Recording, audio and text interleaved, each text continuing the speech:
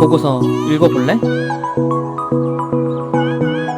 구독과 좋아요. 네, 여러분 안녕하세요. M경제입니다. 한 가지 좀 안내 말씀만 좀 드리고 바로 영상으로 넘어가 보도록 하겠습니다. 자, 여기에 가입 버튼이라고 되어 있습니다. 여러분 아시겠지만 눌러보시면 멤버십 가입입니다. 제가 올려드리는 신문 영상 그리고 보고서 영상이 도움이 되셨고 하시다면 신문 구독료라고 좀 생각을 해주시면 정말 감사하겠고, 아니면 좀, 열심히 영상을 찍어주고, 내가 한꺼번에 좀 읽기 어려운 보고서들도 읽어주고, 그것을 읽음으로 인해서 내가 수익 좀 거뒀고, 혹은, 정말 좀 도움이 됐다, 공부가 되고 있다라고 판단이 되신다면, 네, 스타팅, 이 1592원부터 시작해가지고요, 또 엠버서더까지, 네, 24,000원 해가지고 첫 달 프로모션으로 20% 할인이 되고요. 그 이후부터는 1,999원, 90원, 그리고 3,990원, 5,990원, 그다음에 12,000원, 3만 원까지 좀 되어 있는 등급별로 멤버십이 있으니까요. 또 폭넓게 여러분들이 보시고 멤버십 가입을 좀 해주시면 감사하지 않을까라고 해서 제가 안내 영상을 좀 드렸고요. 네, 더욱더 여러분들에게 더 도움이 되고 수익이 날 수 있는 그럴 만한 영상과 또 투자 아이디어를 갖고 올 테니까요. 여러분들이 저에게 조금만 더 응원과 좀 지지를 해주시면 감사하지 않을까 싶습니다. 네, 그러면 바로 영상으로 진행을 해보도록 하겠습니다. 자, 이번 보고서는 SK부터 출발해 보도록 하겠습니다. 자, SK 같은 경우에는 이 4대 핵심 사업군으로 재편을 좀 하고 있습니다.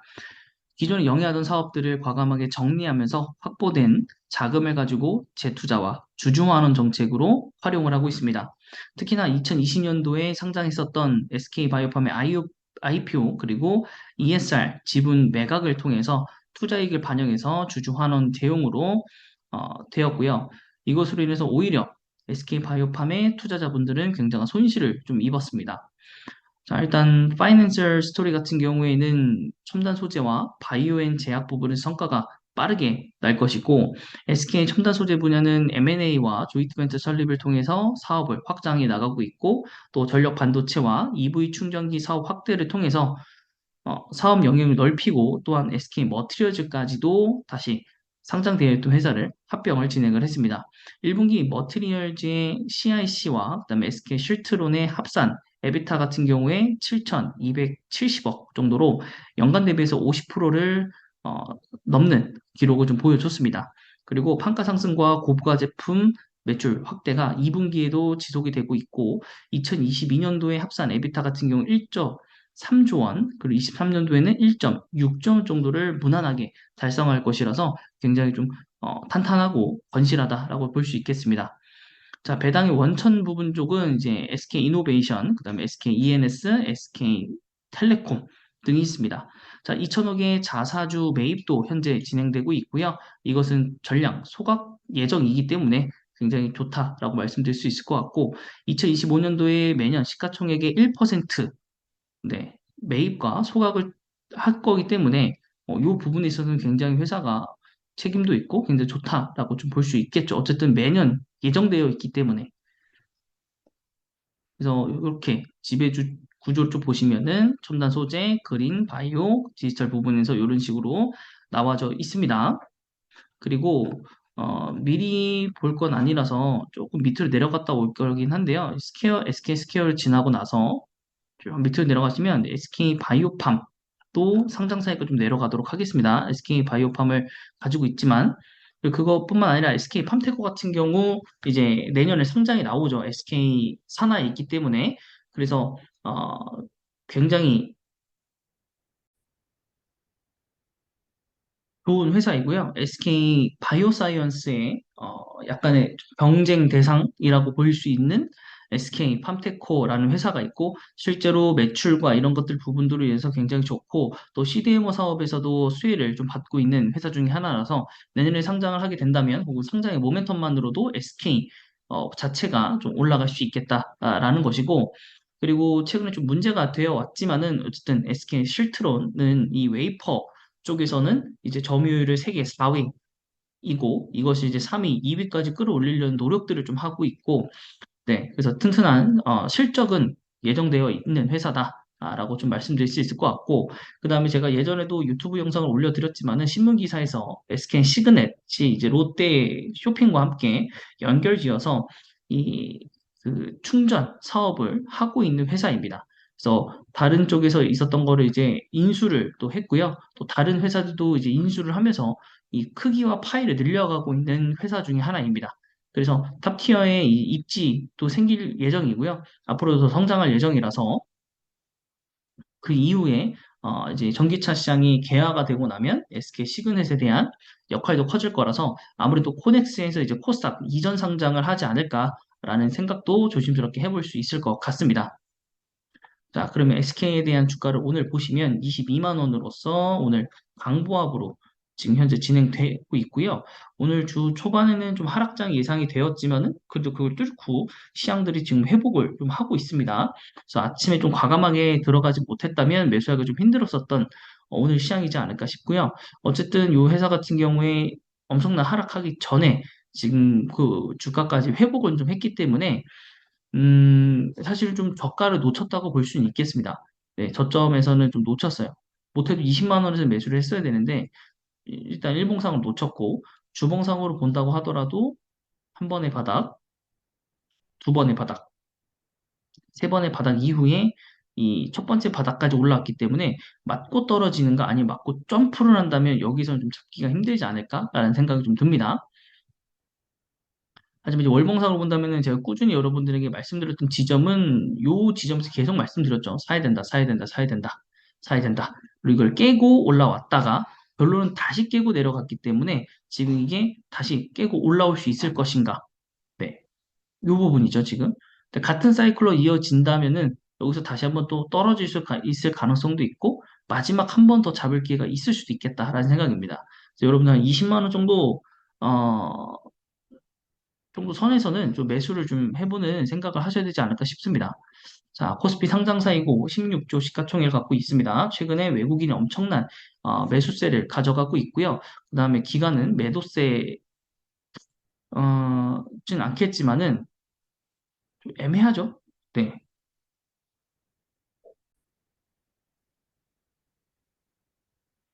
네, 뭐 그렇게 좀 되었고요. 그 다음에 지금 실적 같은 경우 보시면은 굉장히 네, 좀 좋죠. 이렇게 네, ROE도 좋고 지주사임에도 불구하고 PER, PBR 낮고요. 뭐 조금 아쉬운 거는 배당 부분이긴 한데 그래도 배당이 확대가 될 수는 있겠다라는 생각도 있고 뭐 그래도 뭐라고 해야 될까요? 일단 거래량이 좀 적은 부분도 좀 우려스럽긴 하지만 어쨌든 시총의 1% 정도를 매년 매입해서 소각까지 하는 거기 때문에 그거에 있어서는 주가가 지속적으로 좀 올라오는 거기 때문에 배당이 더 늘어나는 것보다는 차익 실현이 더 많아진다라는 개념으로 보시면 오히려 그게 더 좋죠. 네. 배당 받으려면 좀 기다려야 되니까. 네. 그렇게 좀 될 것 같고요. 다음에 좀 넘어갔었던 회사들 중에서 SK 스퀘어를 좀 보도록 하겠습니다. 자, 이것도 제가 꾸준히 추천드렸었던 종목 중에 하나이기는 한데요. SK 하이닉스, SK 슐러스, 원스토어, 11번가, 그다음에 FSK, LNS, 이건 물류회사인 걸로 알고 있는데요. 이런 회사들이 자회사로 있습니다. 여기 SK, 네, 다 나왔네. 웨이브도 있어요. 여기 웨이브.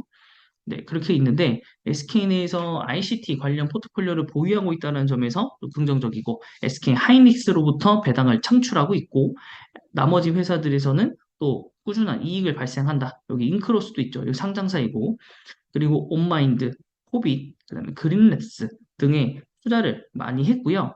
그다음에 뭐 다른 회사들에게도 한 2,430억 정도의 투자를 진행을 했습니다.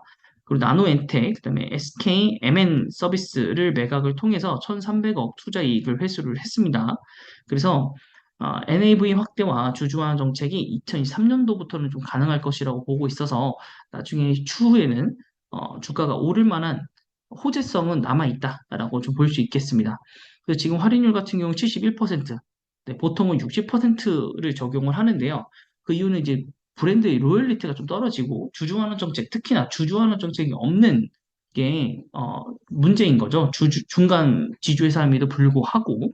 그래서 결국에는 이제 SK 스퀘어가 생긴 지 얼마 안 됐기 때문에 이런 부분에서 좀 좋진 않지만은 결국엔 2023년도부터는 배당에 대한 정책과 또 뭐 자사주 매입 뭐 이런 것들도 있을 수 있기 때문에 그런 부분에서 본다면은 뭐 SK 스퀘어도 나쁜 부분은 아니다. 그리고 이제 카카오 쪽에서도 코인 쪽으로 관련해서 이제 정책들이 나오고 있어서 SK 스퀘어가 좀 발행을 중단했었던 SK 그 자체 내 플랫폼에서의 그 코인도 활용할 방안성이 좀 생길 거기 때문에 또 그런 부분에서 있어서 모멘텀이 될 거라고 봅니다.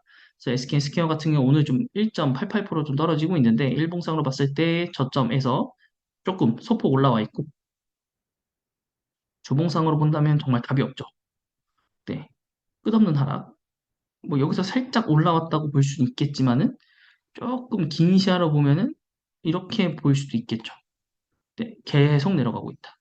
결국에는 한 번은 치고 올라온다라는 거. 한 번은 네, 주봉상으로도 거의 상승이 없이 내려왔기 때문에 한 번쯤은 튀어 오를 수 있다.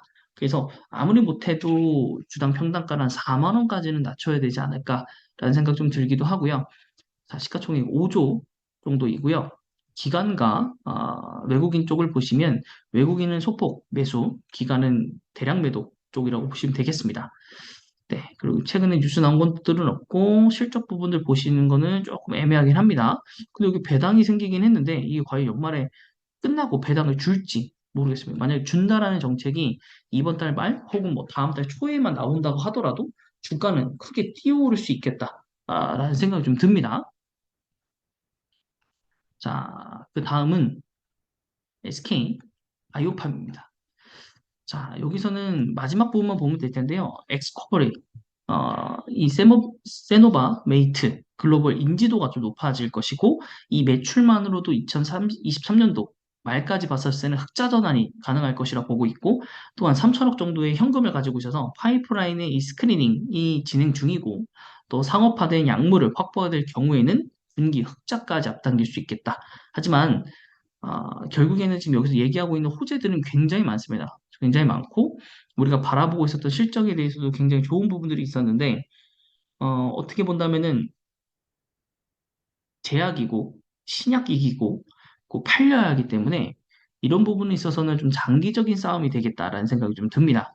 그래서 예전에는 굉장히 쉽게, 처방주소 올라갈 거고, 뭐 코로나 좀 지나면 그 회사원들이 영업을 뛸 거고, 또 제너럴 특허가 끝난 벤핏의 제너럴 약을 만들 수 있으면 이 보험료에서 처방이 가능한 스코퍼리에 대한 세노바바이트에 대한 처방수가 더 올라가겠다라고 생각을 했는데 결국에는 모든 걸 좀 제치고 상황이 좋지 않게 흘러갔잖아요. 결국에는 흑자도 안 나오고 그리고 뭐 수주는 나오긴 하지만 자회사를 거쳐서 하기 때문에 결국에는 이 수익이 온전하게 100%짜리로 돌아오진 않고 그래서 그런 좀 아쉬운 부분들이 좀 남아있는 SK 바이오팜입니다.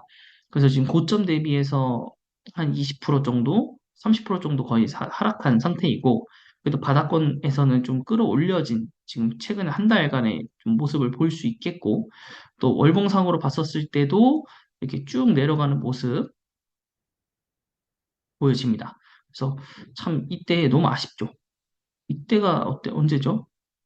이때였는지 정확히 이때였을 겁니다. 이때 이제 지분 매각을 하면서 굉장히 좀, 이때였나요? 근데 어쨌든 지분 매각하면서 굉장히 안 좋았었다. 블록 딜을 하면서. 네, 그래서 지금 그거 가지고 SK 주주환을 좀 썼지만 오히려 SK 바이오 파맨드에게는 굉장히 안 좋았던 선택이 되었고, 네, 결국 SK 바이오팜은 2020년도에 핫하게 데뷔를 했긴 했으나 우리가 지금 앞으로 봐야 되는 건 2022년도 넘어서 2023년도 요 정도의 흐름에서의 주가를 우리가 판단을 해야 되기 때문에 지금 현재 주가를 본다면 이후에 오를 만한 것들에 대해서 좀 여전히 아직 좀 열려 있는 게 아닌가라는 생각이 좀 들기는 합니다. 그래서 이런 미래를 한번 보고 한번 투자를 한번 해 보자고요.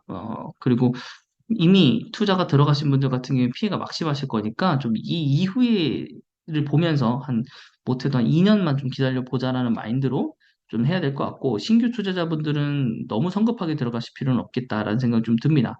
그래서 지금 뭐니 뭐니 해도 주가적으로 쳤을 때는 SK가 제일 좋아 보이고 SK 스퀘어는 이제 그 다음에 여러 가지 모멘텀이 있을 거라서 어떻게 될지 좀 두고 봐야 될 것 같고 SK 바이오팜도 굉장히 좀 장기전으로 좀 준비를 해야 되지 않나라는 생각이 좀 듭니다. 네, 그리고 SK는 내년에 성장이 굉장히 많습니다. SK 스퀘어뿐만 아니라 SK 자체적으로도 팜테코 상장 준비 중이고 실트로 나올지 모르겠지만 ENS 그리고 에코플랜트까지 총 못해도 한 3개 정도의 회사가 상장이 예정이 되어 있기 때문에 네, 그 부분에서 과연 시장이 어떻게 흘러가냐에 따라서 또 상장을 철회할 수도 있어서 그런 부분들로 봤었을 때는 SK 자체도 조금 저점에서 매수를 차근차근 좀 진행을 해야 되지 않을까라는 생각이 좀 듭니다. 그래서 이번 보고서는 여기까지입니다.